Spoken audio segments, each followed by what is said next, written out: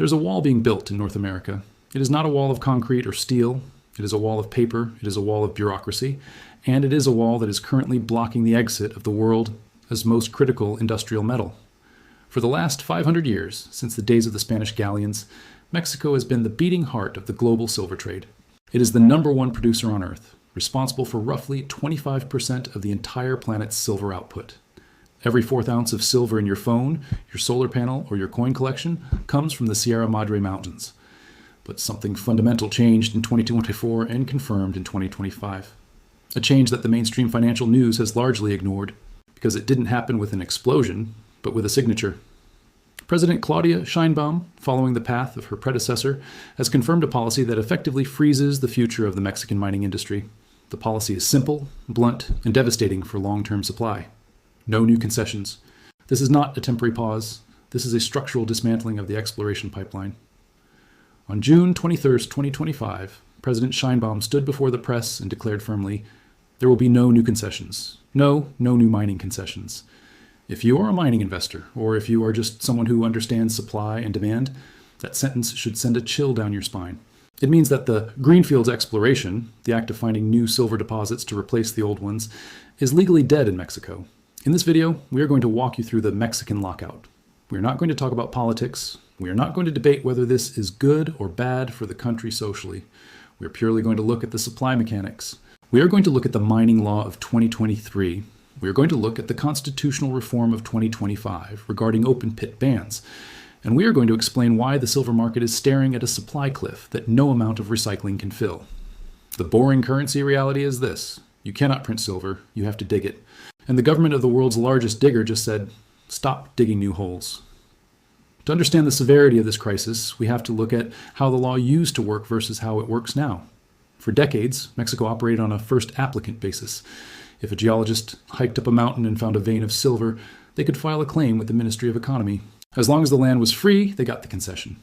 This system encouraged exploration.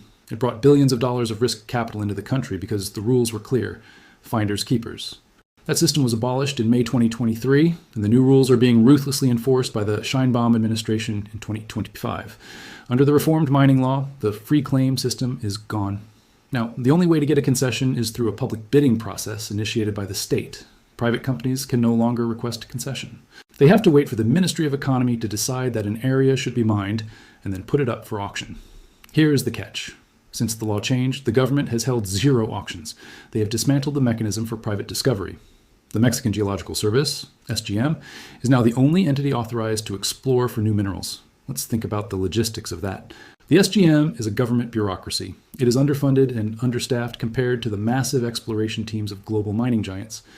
In the 2025 budget, the funding for the SGM to generate geological data was actually reduced by over 11%. So you have a situation where private companies are banned from exploring, and the government agency responsible for exploring is having its budget cut. The result is a complete paralysis of the exploration pipeline. This is what we call a lag effect crisis. Today, the silver is still flowing because the existing mines, the brownfield sites, are still operating. But a mine has a lifespan. It runs out of ore. Usually, while one mine is depleting, 5 new ones are being discovered and permitted to take its place 10 years down the road. Right now, that pipeline is empty. There are no new concessions entering the system to replace the giant mines like Peñasquito or Fresnillo when they eventually fade. The Sheinbaum administration has made it clear the priority is not production growth. The priority is resource nationalism and environmental review. They are reviewing existing permits with a fine-tooth comb, looking for reasons to reduce activity rather than expand it. It's not just about blocking new players. It's about squeezing the current ones. The new mining law introduced a brutal use it or lose it clause. If a concession holder does not commence works within 1 year or fails to file specific reports, the Ministry of Economy has the authority to cancel the concession immediately. There is no longer a benefit of the doubt. Furthermore, the duration of concessions was slashed. Previously, a mining concession was valid for 50 years and renewable for another 50. That gave a mine a 100-year planning horizon. The new law reduced this to 30 years, renewable only once for 25 years. This might sound like plenty of time, but in the mining world, it destroys the economics of a megaproject. It takes 10 to 15 years just to permit and build a mine. If your license is only valid for 30 years and you spend 15 years building, you only have 15 years of production to pay back $1 billion investment. The internal rate of return collapses. Wall Street looks at that math and says, No thanks, we'll go to Nevada. This is causing a massive flight of capital. The mining chamber of Mexico, Camimex, has warned that these changes, combined with proposed royalty hikes, could block nearly $7 billion in investment over the next 2 years. This is money that would have gone into finding more silver. Now, it is leaving the country, and we haven't even touched on the water rights. The 2023 reform tied mining concessions directly to water availability. In the arid north of Mexico, where most of the silver is, water is scarce. The new law allows the water authority to cancel the water rights of a mine if there is a risk to human availability. This creates a permanent existential risk for any mine in Sonora or Zacatecas. At any moment, a bureaucrat can decide that the water is needed elsewhere, and the mine shuts down overnight. Investors hate uncertainty, and Mexico has just institutionalized uncertainty. The government justifies these actions under the banner of environmental protection. President Sheinbaum cites the ecological damage of the past as the primary driver for this restrictive approach. If there are open-pit mines, efforts must be made to minimize environmental impact, she stated. This is a valid political stance for a sovereign nation. They have every right to protect their ecosystem. But as analysts, we must look at the outcome for the commodity market. The outcome is that the compliance cost of producing an ounce of silver in Mexico has just skyrocketed. The new law requires mines to recycle at least 60% of their water. It requires complex social impact assessments and prior consultation with indigenous communities before a shovel hits the ground. It mandates a restoration, closure, and post-closure program that must be funded from day one. These are expensive hurdles. For a giant like Newmont or Agnico Eagle, they are annoying but manageable costs of doing business. But for the junior miners, the small exploration companies that actually find 70% of the world's new deposits, these costs are fatal. A junior miner with a $5 million market cap cannot afford a 3-year social impact consultation and a hydrological recycling plant just to drill a few test holes. So, the junior sector in Mexico is being wiped out. And without juniors, you have no new discoveries. Without discoveries, you have a supply cliff. The zero concession policy is not just a pause, it is a filter. It filters out all the speculative capital that drives discovery. It leaves only the massive legacy mines operating in maintenance mode, extracting what they can from old veins until they run dry. This is the first layer of the Mexican lockout. The door to the future has been bolted shut. But now we are going to talk about the second layer, the one that threatens to shut down the mines that are already operating. We are going to talk about the constitutional ban on open-pit mining and the terrifying ambiguity of the review process. Welcome back. In the first part, we established that new exploration concessions are dead. The Greenfield pipeline is frozen. But the market assumes that the current mines, the ones producing the 200 million ounces a year right now, are safe. The market is wrong. There's a sword hanging over the head of the entire Mexican mining industry, and it is called the open pit ban. In February 2024, former President AMLO proposed a constitutional reform to prohibit all open pit mining concessions. This wasn't just a regulation, it was a change to the Constitution. If passed, it would make open pit mining illegal at the foundational level of the Mexican legal system. Why does this matter for silver? Because while we think of silver mines as deep, dark tunnels, a massive percentage of modern silver production comes from open pit operations. Mines like Newmont's Peñasquito, one of the largest silver mines in the world, are open pits. They move massive amounts of low-grade earth to extract silver, gold, lead, and zinc. According to the mining chamber, open pit mining accounts for 60% of the value of Mexico's national mining production. If you ban open pit mining, you don't just clean up the environment, you instantly delete 60% of the country's mining output. You crush the supply of silver, copper, and zinc overnight. Now, here's the nuance that confuses the mainstream media. The ban was approved by a congressional committee in August 2024, but President Sheinbaum has hit the pause button on the final enactment. She hasn't killed the ban. She has ordered a thorough review. On the surface, this sounds like good news. Sheinbaum stated, "Open pit mining warrants a thorough review, as activities such as sand extraction for cement production and lithium mining are conducted using this method." She realizes that if she bans all open pits, she bans the construction industry and her own pet project, lithium. However, for a mining investor, a review is almost as bad as a ban. A review means uncertainty. It means that at any moment the government could decide that your specific mine does not meet the new sustainability criteria and shut it down. Sheinbaum has explicitly stated, the existing mines are being reviewed for their environmental impact to determine to what extent they can continue operating. Read that sentence again. to what extent they can continue operating. This implies that existing operating permits are not safe. They are conditional. If the review finds that a mine is using too much water or producing too much dust, they can revoke the permit retroactively. This is creating a state of administrative silence. Reports from the ground indicate that the Ministry of Environment, SEMERNAT, has virtually stopped issuing permits for everyday activities. Mines need constant permits to raise tailings dams, to drill new extension holes, to change water discharge points. If the government simply does not answer these permit requests because everything is under review, the mine eventually chokes. It shuts down not because of a ban, but because of administrative strangulation. This is the soft ban. They don't need to pass the constitutional reform to kill the industry. They just need to keep reviewing it to death. There is one exception to the anti-mining stance, and it exposes the true nature of this policy: lithium. President Sheinbaum is a scientist and energy engineer, and she understands the energy transition. She knows Mexico has lithium deposits in Sonora. She has designated lithium as a strategic mineral belonging exclusively to the nation. Private companies are banned from mining lithium. Only the state-run company, Lithium MX, can touch it. Here's the irony. Lithium mining in Sonora requires open-pit methods. You cannot mine clay lithium deposits underground. So, Sheinbaum cannot ban open-pit mining completely because it would make her own state-run lithium company illegal. This is likely the only reason the ban hasn't passed yet. The government is trying to figure out how to write a law that says open pit is illegal for you, the private silver miners, but legal for US, the state lithium miners. This resource nationalism is a terrifying signal for foreign capital. It establishes a two-tier legal system.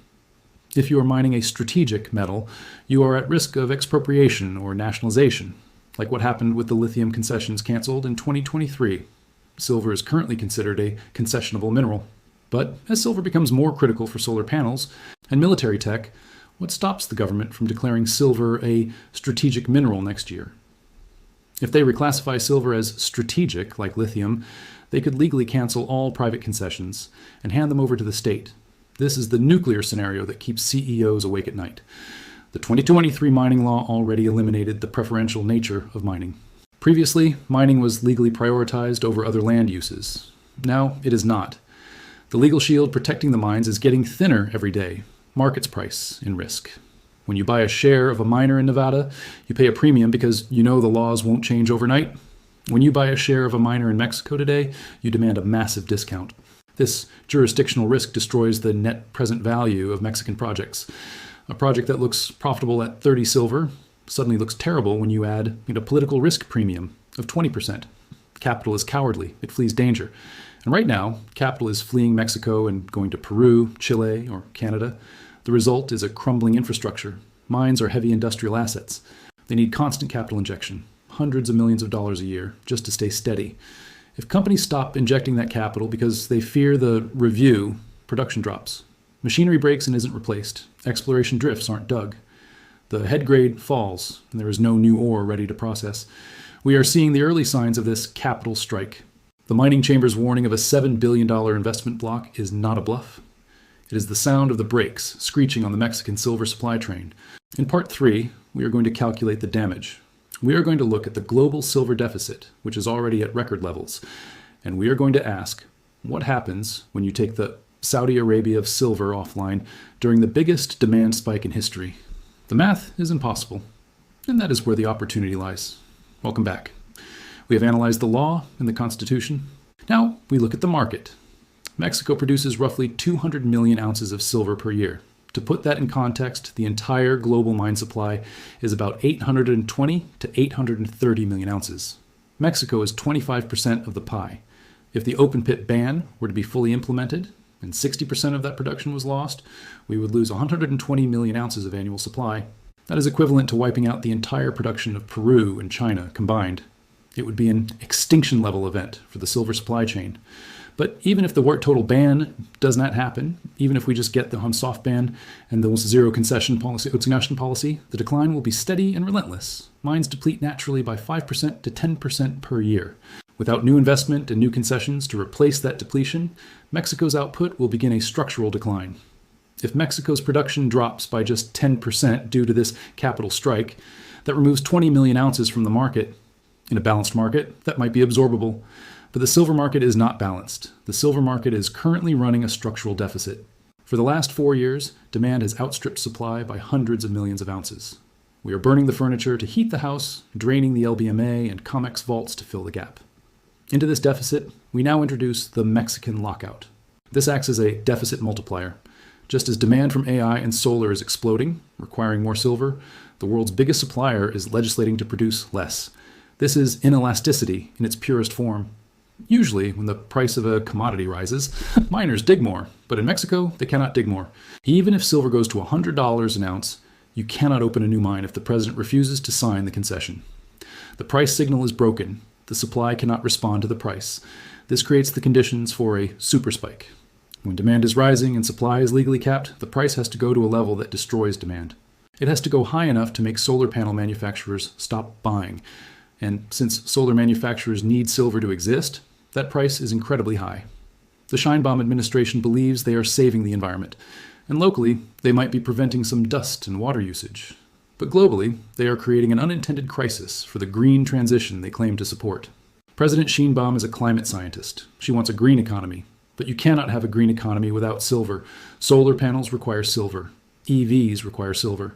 By choking off the Mexican supply, she is effectively making the global energy transition more expensive and slower. This paradox is the boring currency trade. Politics often creates economic distortions. The distortion here is massive. The political goal, resource nationalism and environmentalism, is in direct conflict with the economic reality of global scarcity. Whenever politics fights economics, the price is the pressure valve. We are already seeing the impact on the royalty discussions. The 2025 budget proposes raising mining royalties from 7.5% to 8.5%. They are trying to squeeze more cash out of a shrinking lemon. This will only accelerate the exit of capital. Miners will high-grade their deposits, taking only the richest ore to pay the taxes, which shortens the life of the mine even further. It is a death spiral for production. For 100 years, Mexico was the safe haven for silver mining. It was friendly to capital, geologically rich, and legally stable. That era ended in 2024. The Mexican lockout is real. The no new concessions policy is active. The open pit review is paralyzing investment. The lithium nationalization has set a precedent for state control. As investors, we have to look at the map differently. The silver in the ground in Mexico is no longer available supply. It is trapped supply. It is trapped behind a wall of bureaucracy, a wall of royalties, and a wall of constitutional uncertainty. This makes the ounces that are already out of the ground, the coins in your safe, the bars in the vault, infinitely more valuable, because the replacement cost of those ounces just went to infinity. You cannot replace them if you are not allowed to dig. The boring currency channel has always told you to watch the supply fundamentals. There is no bigger fundamental than the number one producer quitting the game. Mexico has just effectively nationalized its future supply by refusing to let anyone touch it. The supply cliff is here. The shortage is locked in by law. And the price is the only thing left that can move.